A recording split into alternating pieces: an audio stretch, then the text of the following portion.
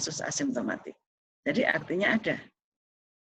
Kemudian Pak Doni, Chairman of gugus tugas COVID nasional menyebut bahwa lebih dari 70% itu kita sekarang adalah asymptomatic cases yang ada di masyarakat. Maka ini menjadi kesulitan yang cukup berarti. Kemudian bagaimana kita membuktikan bahwa transmisi tadi yang terutama asimptomatik tidak terjadi di lingkungan kerja kita. Karena kalau itu terbukti bahwa transmisi internal, maka kita menghadapi dengan investigasi dari global, nasional maupun lokal. Dan global ini very threatening ya, karena mereka amat sangat teliti. Kalau enggak, maka akan di lockdown. Jadi kita harus memprove bahwa transmisi itu bukan di internal lingkungan kerja kita. Nah, ini kasus. Jadi pada suatu hari, seorang karyawati mendeklar bahwa suaminya positif swab PCR-nya. Kemudian tentu saja kita sangat menyarankan sesegera mungkin, jadi besoknya langsung dia tes, dan ternyata juga same result, positif. Kemudian tentu saja harus dibarengi dengan tracing-tracing yang lain sebagai kontaknya. Maka seluruh kontak dalam 1 minggu terakhir, kita menentukan 1 minggu terakhir tadi karena memang the most infectious terjadi pada awal dan kira-kira pada minggu pertama. Itu ada 8 employee yang kira-kira memenuhi close contact sebagai close contact, dan ternyata dari 8 itu 1 positif, dan itu juga karyawati. Nah, ini mulai bingung. Jadi akhirnya dilacak semuanya. Kalau lacak ketemu langsung isolasi ya. Kemudian tips untuk bagaimana mengatasi atau melakukan kontak tracing pada kasus asimptomatik tadi. Jadi kita sangat membutuhkan semua data yang ada, siapa saja yang satu line, tanggal tersebut dan sampai tanggal tersebut, siapa shift work yang sama, siapa pengguna lunchroom, changeroom, atau antar jemput tadi, itu harus ada listnya. Kalau enggak, kita akan sangat bingung menentukan close contact. Kemudian untuk kontak tracing, maka kita lakukan kombinasi. Jangan cuma PCR, apalagi cuma serologi atau rapid test. Jadi lakukan keduanya dan jangan yang kualitatif. Kalau untuk tracing ya, kalau untuk hanya untuk di masyarakat boleh. Tapi kalau untuk di perusahaan di mana sudah terjadi sesuatu, maka kita sebaiknya menggunakan dua-duanya. PCR maupun serologi yang kuantitatif. Jadi temukan, find close contact, kemudian tes dan isolasi. Kemudian kita evaluasi possible dari transmisi itu terjadi kira-kira kapan, siapa menulari siapa, juga dibantu selain data-data tersebut yang nomor 1, kita menggunakan foto maupun CCTV. Jadi akhirnya bisa dikonklusi apakah transmisi itu terjadi di internal atau di eksternal. Jadi kenapa kok kita sarankan bahwa PCR dibarengi dengan serologi? Karena kita tahu bahwa walaupun PCR test itu mempunyai high specificity, sekitar hampir 100% ya, tetapi sensitivitasnya moderate. Jadi cuma 70%, walaupun itu di-repeat 2 kali. Nah, itu memang tergantung pada gen target yang digunakan dalam PCR tadi.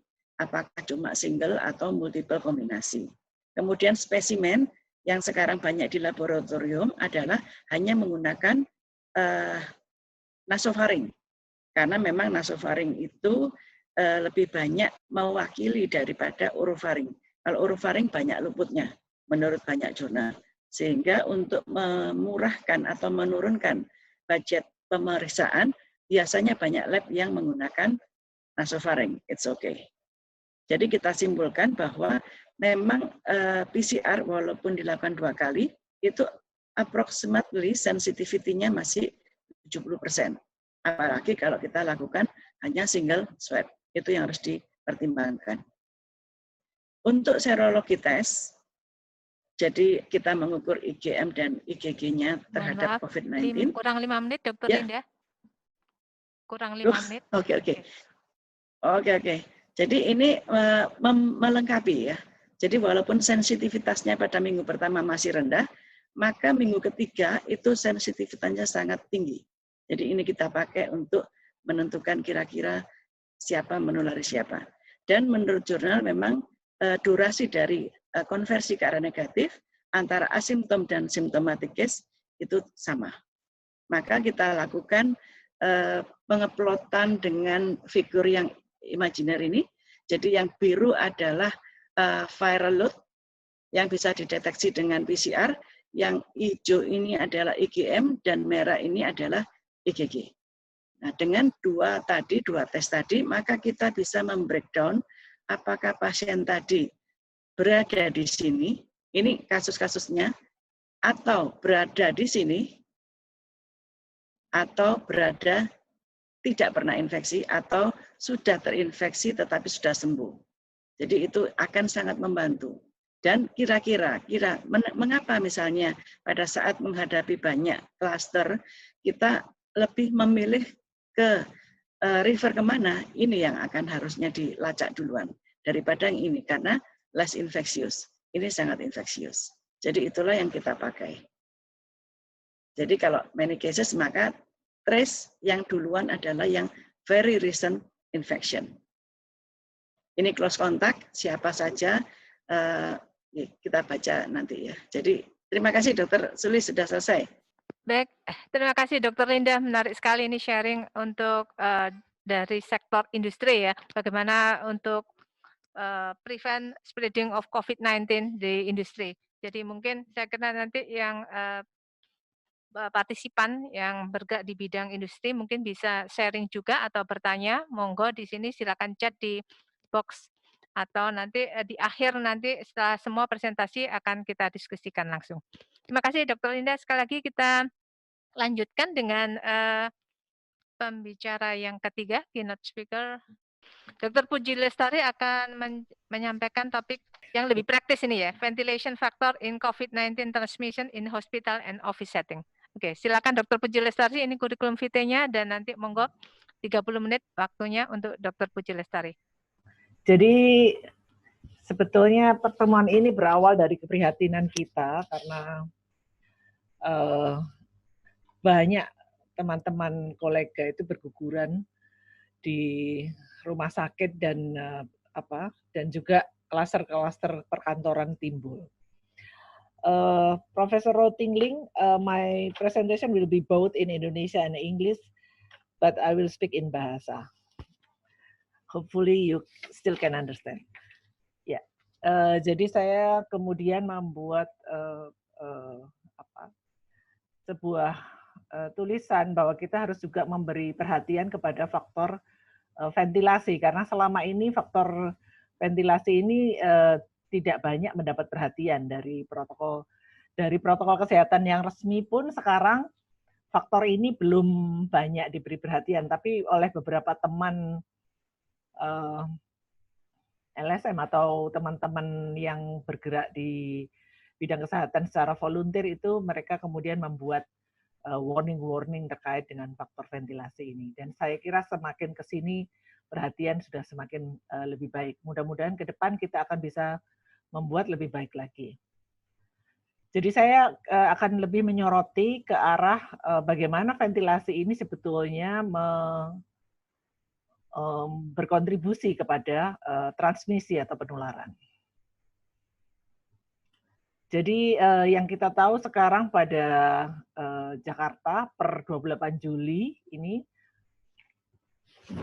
data klaster yang baru itu sangat banyak. Jadi ini sejak new normal ya, new normal diberlakukan itu klaster-klaster perkantoran itu bertumbuhan ya. Jadi baik di dalam lembaga pemerintah maupun di lembaga swasta. Dan total ada 91 klaster dengan 436 kasus. Ini per 28 Juli. Nah, tampaknya reaksinya hanyalah ini ya. Jadi reaksinya yang kemudian dilakukan oleh government ya. Kita melihat ini adalah beliau-beliau yang bergerak pada task force pusat ya. Itu hanyalah ini, dan ini diturunkan sampai ke provinsi ya. Ini kita lihat ini di Polda. Jadi jaga jarak, hindari keramaian, dan masker.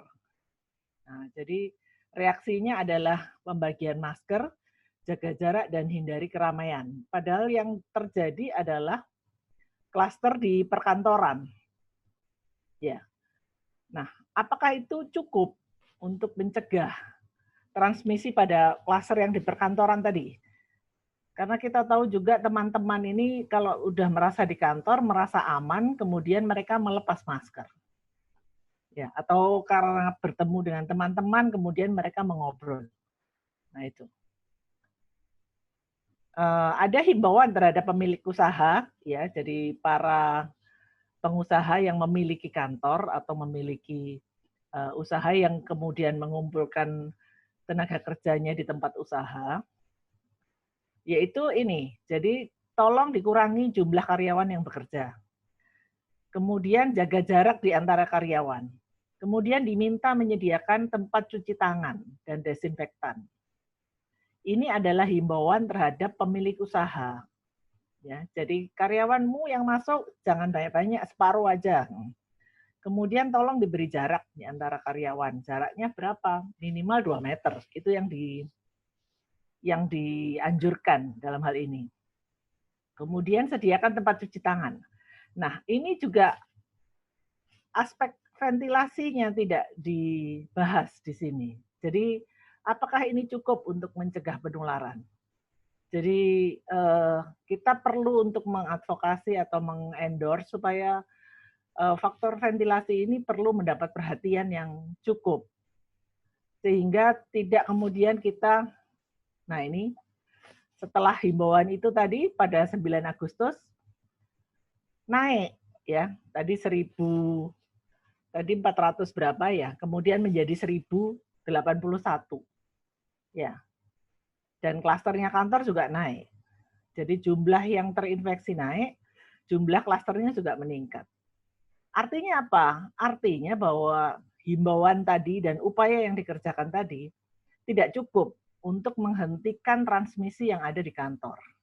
Kita perlu sesuatu yang lebih besar, sesuatu yang lebih mendasar untuk merubah kondisi dari situasi kantor yang ternyata menjadi tempat transmisi virus ini. Ya, ini saya lihat kemarin, ternyata yang paling banyak klaster adalah justru di Kementerian Kesehatan. Ya, jadi di Kementerian Kesehatan itu ada 252 kasus, ya. Jadi apa? Dan kita, kalau teman-teman yang sering main ke Kementerian Kesehatan, kita tahu atau kementerian kita pada umumnya adalah high building, ya, high building begini dan tertutup semua. Ini ruangannya seperti ini pada umumnya.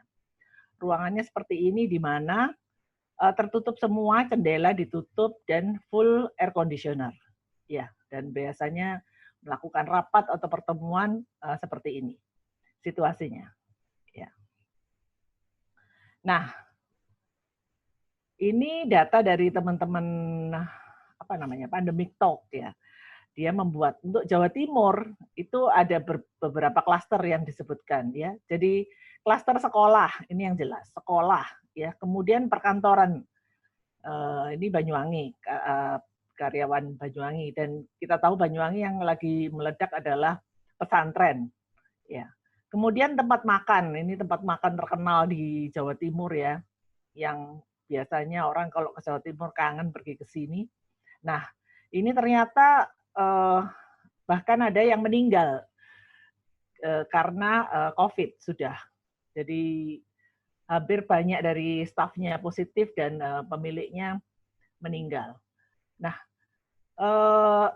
ini karena waktu pada saat-saat ini kesadaran tentang ventilasi itu mungkin juga belum banyak digaungkan. Nah, ini adalah teman-teman kita ya, teman-teman kita yang meninggal karena COVID. Sekarang bahkan udah menembus 150 kayaknya ini. Kemudian apakah mereka bertugas di garis depan, di ruang isolasi? Ternyata ya tidak seluruhnya ya. Mungkin ada yang bertugas di ruang isolasi, tapi banyak juga yang bertugas di poliklinik, di puskesmas, di UGD, di dinas kesehatan, ya, kemudian bekerja sebagai manajemen di universitas atau di fakultas, menjadi pejabat, faculty staff manager, dan menjadi pejabat dari rumah sakit juga.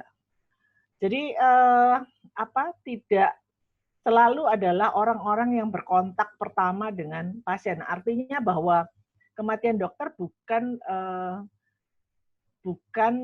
sebab bukan selalu sebab berkontak dengan pasien, tapi bisa karena penularan di tempat lain, gitu ya. Penularan di tempat lain, penularan di klinik mereka sendiri, penularan di UGD atau di kantor dinas atau di kantor fakultas dan sebagainya. Jadi tenaga-tenaga yang sangat berharga ini terpapar oleh virus 19 yang ada di tempat-tempat mereka bekerja. Nah, kemudian mengapa? Kira-kira apa? Ya, mengapa gitu? Ya, banyak yang menyatakan itu adalah perkara PPD, ya, perkara APD, perkara PPI, perkara APD. APD-nya kurang, APD-nya kurang. Apakah hanya APD? Ya. Apakah APD ini cukup? Ya, banyak yang APD-nya terbatas dan sebagainya. Ya, apakah SOP-nya tidak disiplin? Ya, tidak disiplin terhadap SOP. Apakah uncomply? Sekarang pertanyaannya, apakah kita sudah menyediakan lingkungan kerja yang aman? Jadi sebetulnya sama seperti yang disampaikan Dr. Linda tadi. Kalau di satu perusahaan itu wajib perusahaan menyediakan ruang kerja yang aman, tempat kerja yang aman dari hazard. Nah, sekarang kita punya hazard besar dalam bidang biologi ini adalah COVID-19 dan mereka ada di rumah sakit. Jadi menurut saya rumah sakit kita sekarang sedang dalam ujian apakah tempat kerja atau rumah sakit itu aman dengan adanya dalam melindungi biohazard ya, dengan adanya COVID-19 ini. Ya. Apakah cukup aman gitu ya? Nah, kita belajar dari beberapa kasus.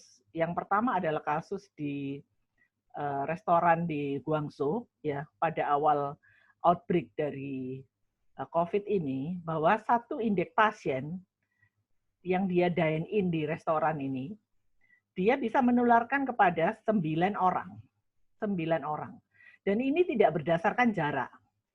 Artinya satu indeks pasien yang di sini, dia menularkan pasien yang di sini. Dia juga menularkan pasien yang di sini. Jadi bukan hanya semeja saja, tapi bisa melebihi jarak yang dianjurkan. Dan penularan yang di sini itu lebih besar daripada penularan yang di sini, karena yang di sini tidak ada yang tertular. Dan ini diduga adalah karena faktor aliran udara. Karena AC-nya terletak di sini. AC-nya terletak di sini, sehingga area ini adalah satu sirkulasi. Satu sirkulasi, dan saudara tahu kalau teman-teman makan, teman-teman apalagi di misalkan ini malam makan bersama ya, makan bersama itu biasanya mereka mengobrol dan kalau pernah makan di Chinese restoran tuh berisik ya. Jadi karena mereka ngobrolnya kencang-kencang dan ngobrolnya seru gitu. Nah, saudara lihat ada 9 di table 2, 1, 3 ini yang kemudian terinfeksi.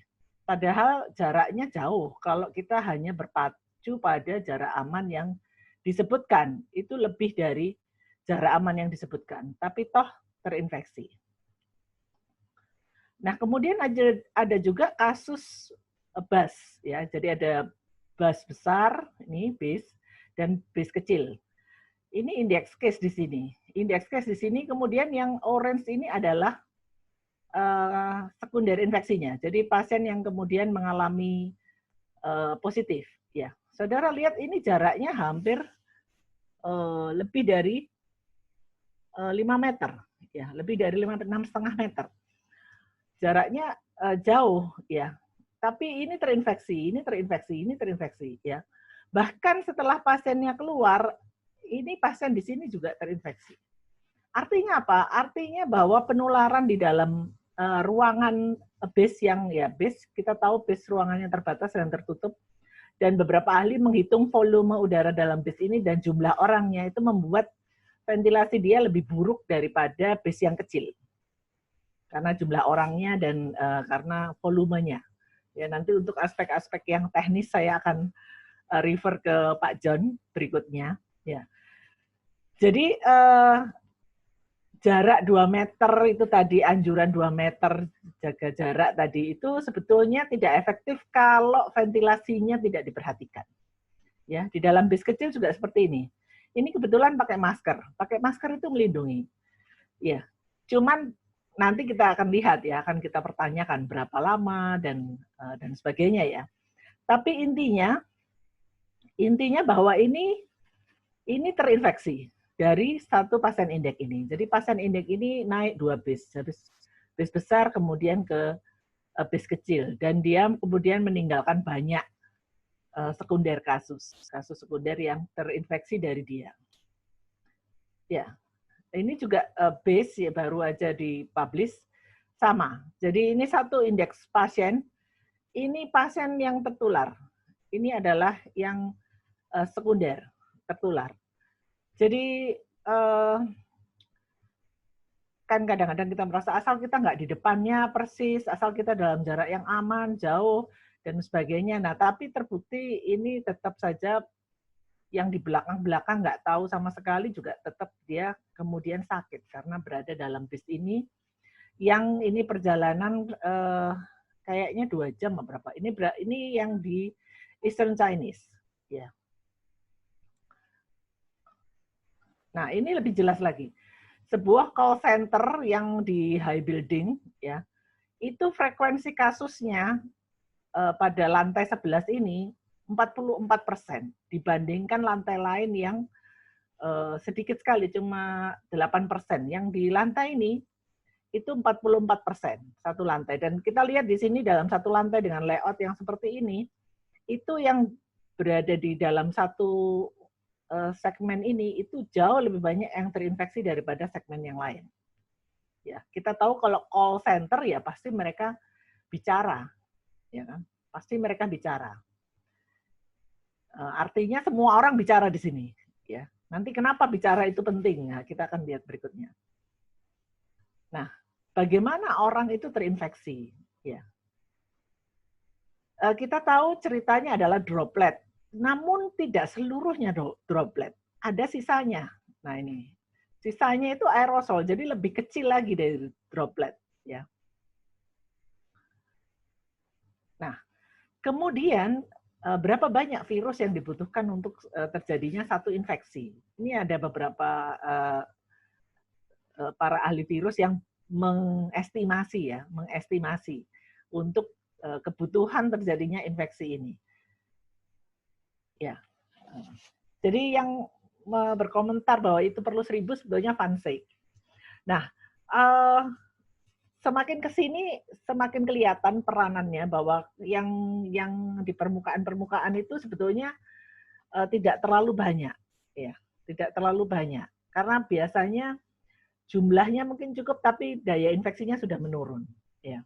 Tapi yang di udara mungkin masih lebih berperan karena beberapa kasus menunjukkan demikian, beberapa kejadian menunjukkan demikian. Jadi Vansek memperkirakan untuk seseorang terinfeksi itu perlu 1000 kopi virus. Nah, ini yang nggak enak. 1000 kopi itu tidak harus sekaligus, tapi bisa kumulatif.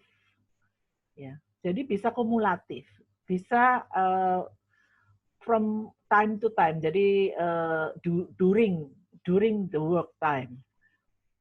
cumulative infection. Nah, ini sangat berisiko untuk pekerja atau tenaga kesehatan yang tinggal dalam waktu lama dalam satu ruangan. Ya, jadi kalau bekerja di UGD dengan shift 8 jam, kemudian ada paparan 1, datang lagi paparan 2, datang lagi paparan 3, kita bisa bayangkan itu kira-kira akan menjadi suatu kumulasi sehingga menyebabkan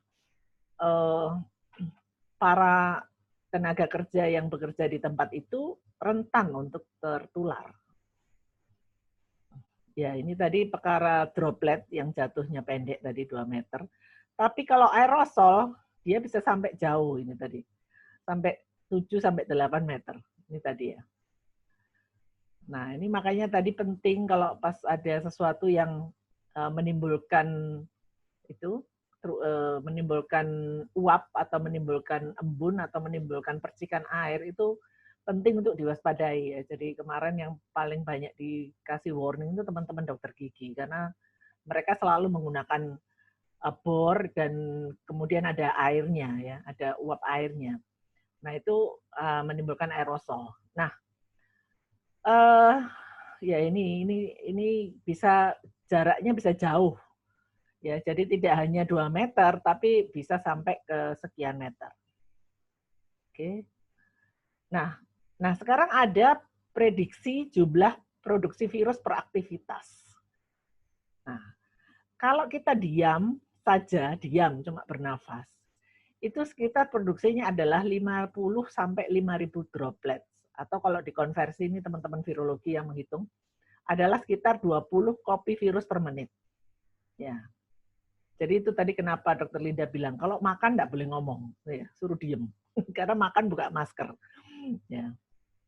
Dan kalau bicara, ini kecepatan dropletnya akan menjadi lebih besar. Ya. Sehingga kalau bicara itu meningkatkan 10 kali lipat daripada jumlah virus yang diproduksi oleh orang itu. Ya, kalau orang itu terinfeksi misalkan. Jadi itu 200 kopi virus per menit. Ya, ini tergantung nanti makannya berapa lama. Tadi kan perlunya 1000. Jadi kalau bicara nggak boleh lebih dari 5 menit. Dan seterusnya ya. Nah sekarang kalau batuk, ini batuk atau bersin, ini langsung luar biasa ini, langsung 200 juta kopi virus per kali, gitu ya, karena dia punya tekanan, punya kecepatan yang lebih tinggi. Ya, jadi bagaimana?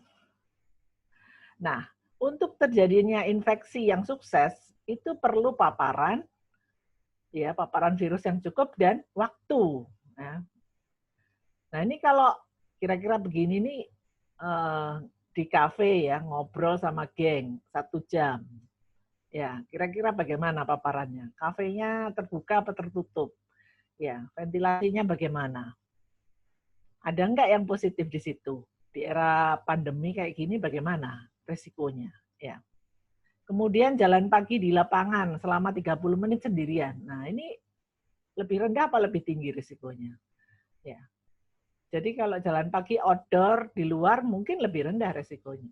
Ketimbang ngobrol, nah ini di kafe yang tertutup ya 1 jam, apalagi ngobrol nggak suka pakai masker. Nah ini datang ke pesta ulang tahun, rame, musiknya keras, banyak orang.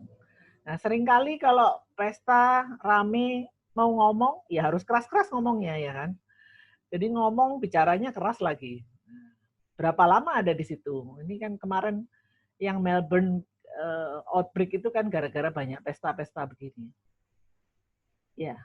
Kemudian misalkan ada takziah, tapi di bawah tenda, jaga jarak. Ini mungkin kalau di luar mungkin lebih aman, karena kalau dengan udara luar virusnya bisa terdilusi. Harapannya. Jadi ini teman-teman Pandemic Talk ini sudah memberi warning bahwa kita harus waspada dengan VDJ ini, ventilasi durasi jarak ini ya. Jadi berapa lama kita berada dalam ruangan yang bagaimana, durasinya tadi, kemudian berapa jarak yang kita hadapi ya. Jadi jarak ini semakin dekat ya semakin tinggi pasti. Semakin jauh kalau ventilasinya buruk masih bisa terkena. Nah, makanya sekarang yang dianjurkan adalah 3C ya, close circulation, ya, kemudian